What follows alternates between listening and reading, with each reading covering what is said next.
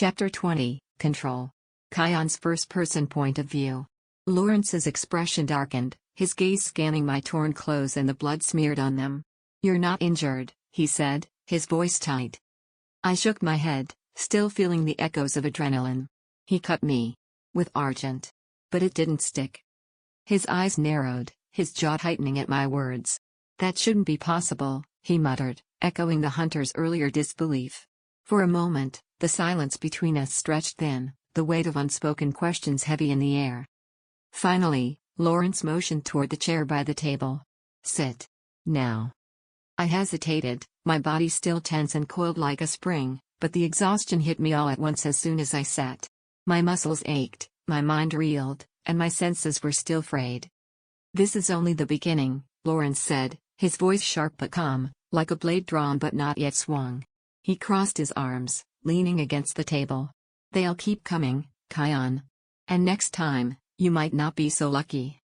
The hunter's words rang in my head again. Even half-bloods don't heal that fast from Argent. I swallowed hard. "He underestimated me," I said quietly, my hands gripping the edges of the chair. "That's why I survived. I got lucky."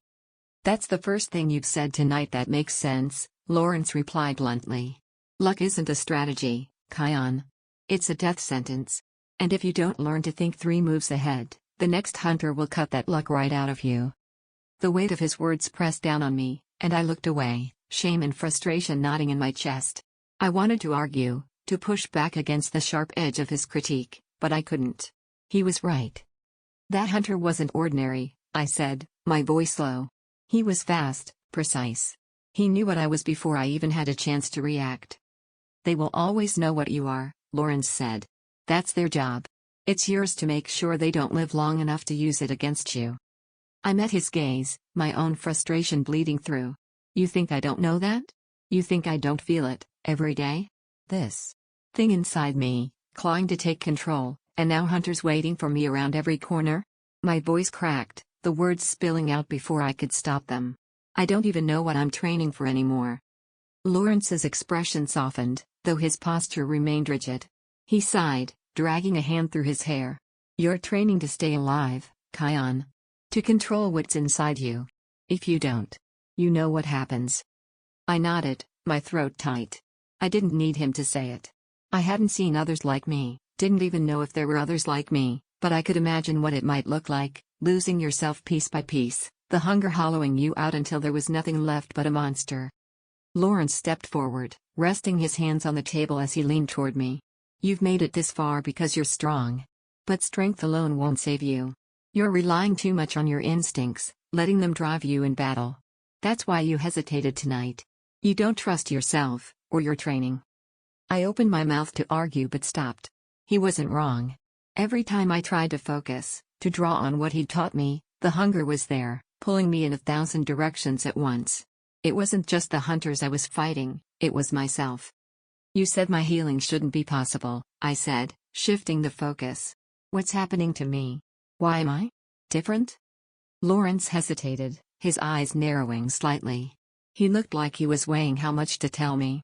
"Your vampire side is stronger than we expected," he said finally. "Your regeneration, your senses, it's all connected. But there's a cost. The stronger you become, the harder it will be to keep the hunger in check." I felt a chill crawl up my spine. So what? The stronger I get, the closer I am to losing myself?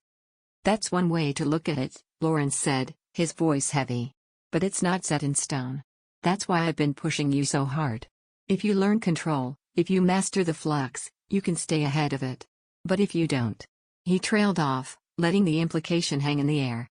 I clenched my fists, the memory of the hunter's knife biting into my arm still fresh in my mind. "I won't lose control," I said firmly, though the doubt lingered just beneath the surface. "Good," Lawrence said, his gaze steady. "Because if you do, I'll be the one to stop you." The words hit me like a punch to the gut, but I didn't flinch. I knew he meant it.